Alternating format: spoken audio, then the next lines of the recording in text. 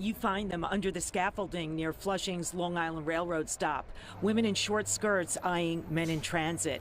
But no one's really sure how many there are. You can't count something that's really underground. It's hard to regulate survival, which is what I see it as. When it comes to dealing with prostitution, the people who buy sex are busted far more often than sex workers, who are often human trafficking victims. And arrests overall are radically down.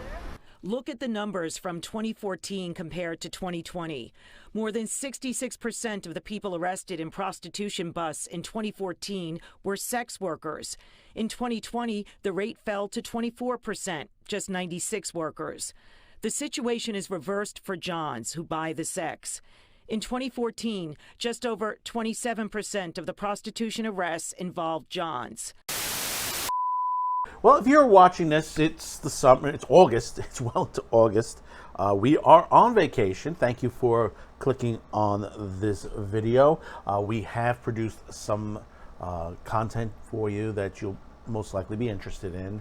And this particular episode, we're going to get a little bit on the other side of the issues that's plaguing New York City right now. And the major thing is, you have to understand, is that there are issues, drugs, high crime, and even now brazen brothel prostitution going on out in the open in New York City. And we're not talking about like Hunts Point or a couple of other places. We're talking in the middle of Corona, Queens, down by Roosevelt Avenue near Junction Boulevard. And technically, no one in not the mayor, the police department, nobody's doing nothing on there. They arrested Johns, but still, it's gotten even more aggressive in that neighborhood, according to people around there and YouTubers who have actually, for the last couple of years, have documented what's going on around that neighborhood by just walking around. So let's dive into this Madman with the Show Summer Edition.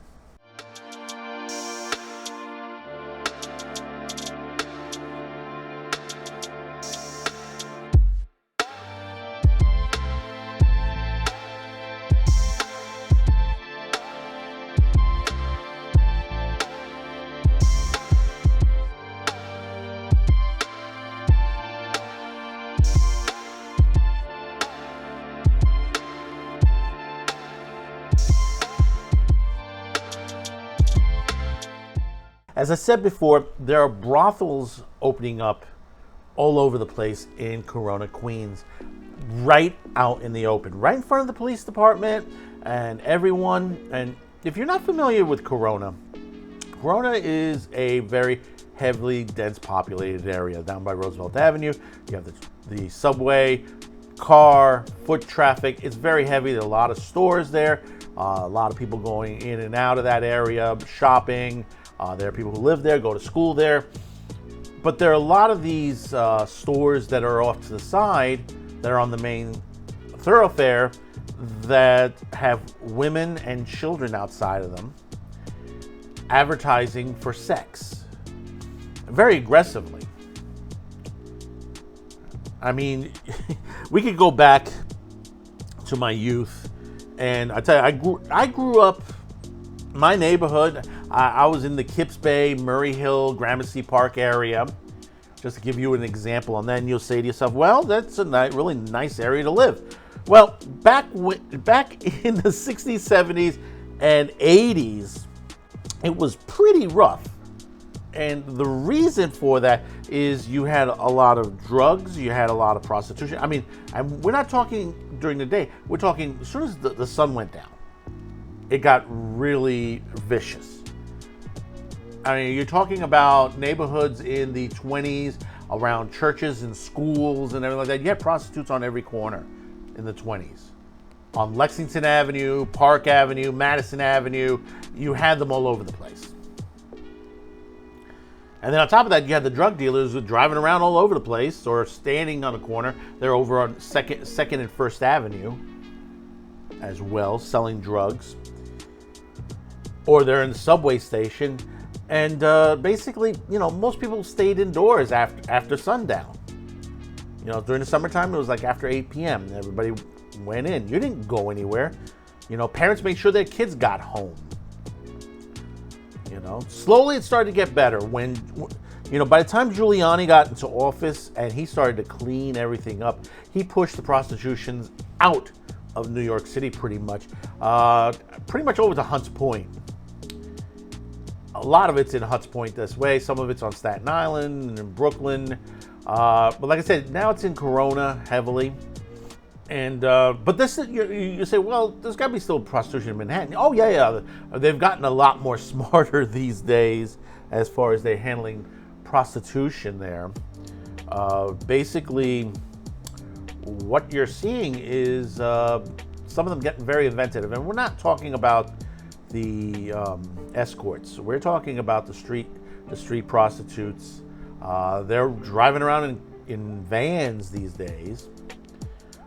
Some of them, driving around and stopping, for guys on the corner. So, sometimes be careful on there, especially if anybody pulls over to you, because you might get jumped, because back, like I said, when I was younger, there were plenty of hotels in my neighborhood, in the Lexington Avenue range on there and to 3rd Avenue, little small SROs that the prostitutes used. And then also we had a couple places where they had delivery vans for newspapers, some that were parked overnight. Some of them were broken into, or they just basically had broken locks, and the prostitutes used them as well. And it's a shame now because, HBO used to have a documentary, Hunts Point, the hookers on Hunts Point. And with Max now, you can't even find that. It's hard to find the documentary itself, unless you go to the high seas and looking for it, or it might be on a particular social media site itself. It doesn't worry too much about copyright as well, and you'll find it on there. But it showed the dark, seedy portions of Hunts Point, which, now it's brazen daytime and nighttime you can find prostitutes there. But getting back to Corona, I want to read a little bit into this from the New York Post, which the headline is this New York City Avenue is overrun by brazen brothels operating in broad daylight. A street in Corona, Queens has turned into the boldest open-air market for sex. Not so popular with the pervs that it's advertised on YouTube. As police enforcement wanes and immigration surges, nearly a dozen brothels have set up shop along Roosevelt Avenue near Junction Boulevard. On a recent weekday in broad daylight, scores of scantily clad streetwalkers brazenly solicit passerbys, including a Post reporter, as sidewalks teemed with kids and legitimate shoppers and merchants. One sex worker offered a happy ending massage for $40. Another offered a full body massage for $80. The women loiter in front of pool halls, dentist shops, and massage parlors day and night, and even recruit neighborhood children to hand out their X-rated business cards, Concerned Moms told the Post. How do they have this effing going on in broad daylight? One police source asked after seeing photos of the women in the street. They're not allowed to arrest prostitutes anymore, supposedly, but they gotta figure something out.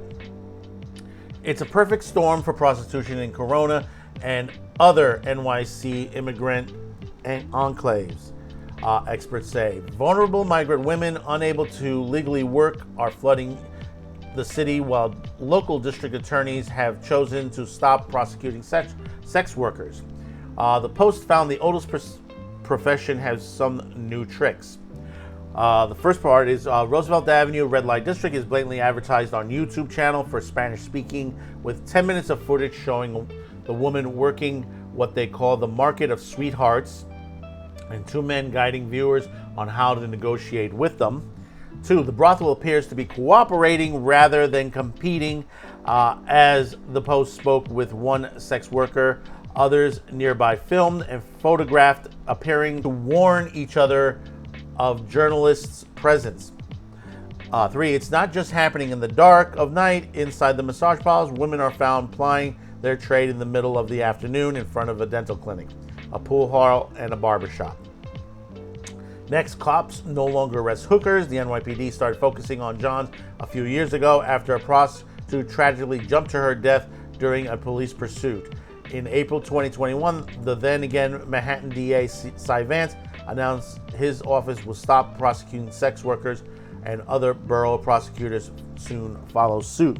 Brothels and sex workers are actively recruiting kids. Some have handed out cards with the photo of the sex worker offering delivery service, according to terrified moms, about 20 of whom have banded together to form a community of young values and principles in Corona. I've lived my entire life here and I've never seen it get to this point, said City Councilman Francisco Moya from Corona. He's the Democrat from Corona, who is sounding the alarm about the issue and says he's asked Mayor Adams for help. Moya was especially incensed by the Market of Sweethearts video by the group Comunidad Latina en la US of A, which has more than 19,000 YouTube subscribers. The 2 male guides in the clip are seen asking one Corona sex worker how much for it. Example, does it cost for a happy ending? The woman replies $200. $200 with everything. The man marvels before telling the audience that's how much the service costs here in New York, and how much does it cost in your city. Moya fumed. This is put on Facebook, YouTube, and saying here is a destination for you to come to. You know how to learn to negotiate with prostitutes, and they're literally telling you the price for whatever the sexual act they are willing to perform. It's just unheard of. It's in plain sight. He added, we need to get to enforcement in here to clean up Roosevelt Avenue, because no community should be faced with the quality of life issues that we are facing here each and every day. At least 6 alleged brothels have been shuttered since June by the Queens DA through the nuisance abatement, which allow prosecutors to impose large fines and year-long closures. But cops and locals say the effort barely made a dent. You're looking at prostitutes being in a hub area, a law enforcement source told the Post. So your children are right there. It's not fair to the people who live there.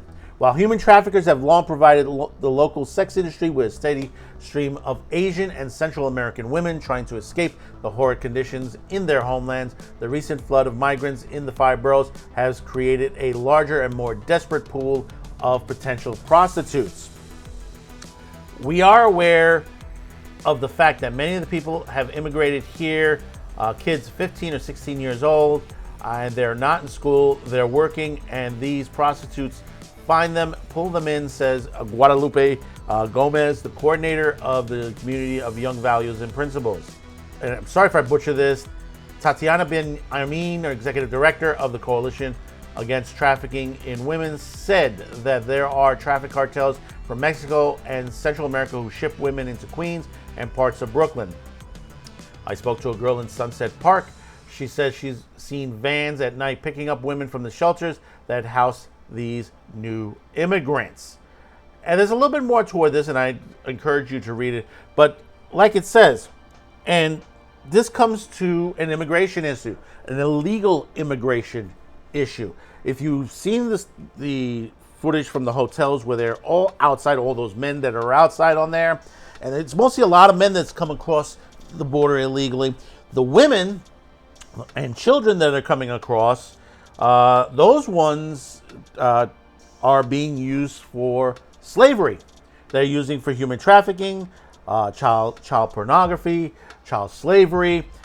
We've seen pictures of factories here in the U.S. that are using children. You're seeing states that are trying to lower and change child working laws. We've seen several throughout the United States itself that's been going on right now. We do not need this. We need to clean this up.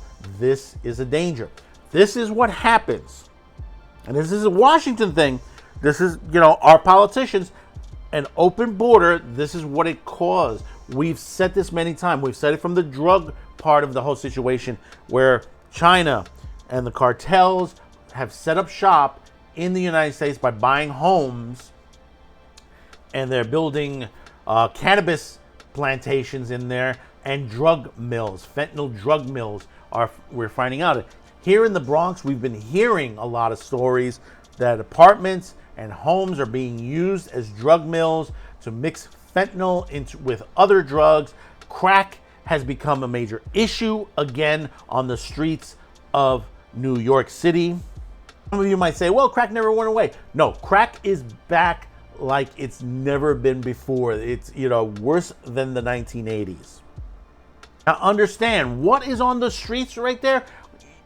Of the felony plea convictions from last year alone, and a bunch of them, at least 12 were sex trafficking of a child, meaning that the victims that are on those streets, the prostitutes on the street, are at least between the ages of 13 and 17.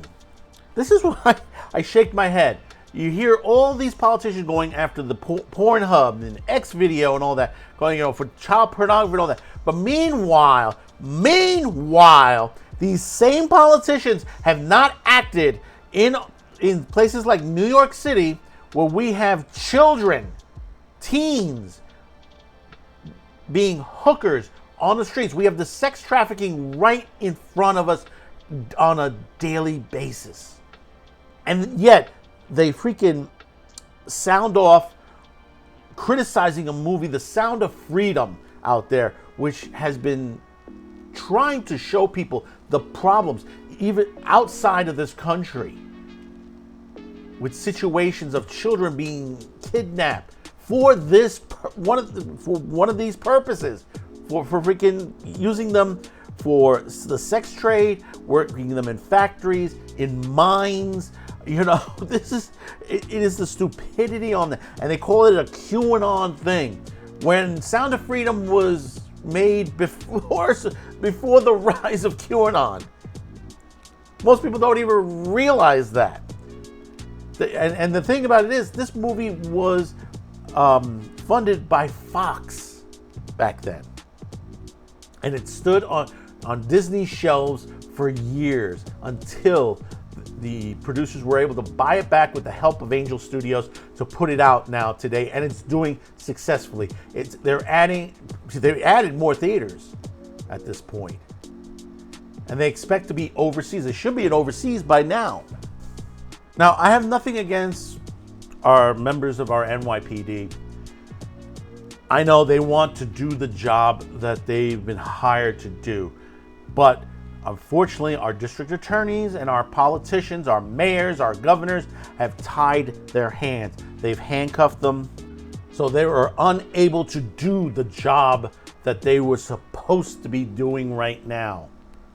We've already had one police commissioner leave the job. We have another one that's starting now. Hopefully he can do the job, but I don't see anything coming out on this. We need a change. We need a massive change. I mean, you're talking now to the point where Staten Island is talking again about seceding from New York. And we got another story on that to talk about that. But hear out that, you have one of the cities of New York, one of the boroughs of New York, wants to separate itself from New York. And I don't blame them one bit. You know how you stop this? You go in, you raid these places. And let me tell you something. In the 1980s, when I was on the public access end, there was a lot of them then. And they had advertised on cable. Escort service, for those who are accustomed to only the very finest, presents beauty, style, panache.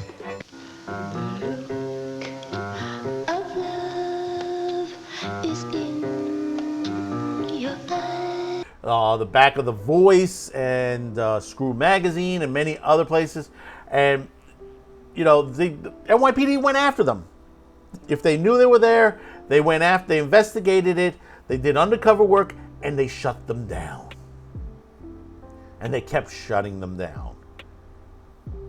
The only difference is now, with the internet and all that, you don't have to be centralized anymore. Most of these escorts, they're sitting wherever they are, and they get their calls in their home, or they might have a home office or something of that nature, and they go out when they get that call. And then meanwhile, the regular street prostitutes are either in vans or they're out in Hunts Point, or now blatantly open in Corona. It's interesting, isn't it? It's interesting where we've gotten at this point. Meanwhile, we're sending tons and tons of money to a war that we should not be part of. But hey, listen, I'm just a madman with a show. Hey, thanks for watching. Don't forget to share this video. Hit the like, notification bell, and hopefully maybe today's the day I've earned your subscription. Once again, we are on vacation, and we'll be back in September with some great content for you. New episodes of Madman with the Show, Fast 5, and also the return of Madman Cafe exclusively on Rumble.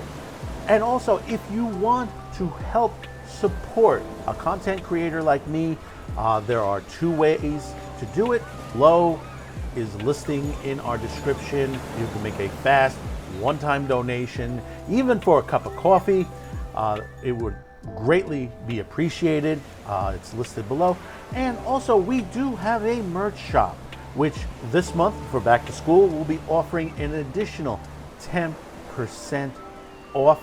Be sure to use our promo code of summer 10 and get an additional 10% off your next purchase. Thank you for clicking on this video. We'll see you on the next one. And don't forget, support your local content creator.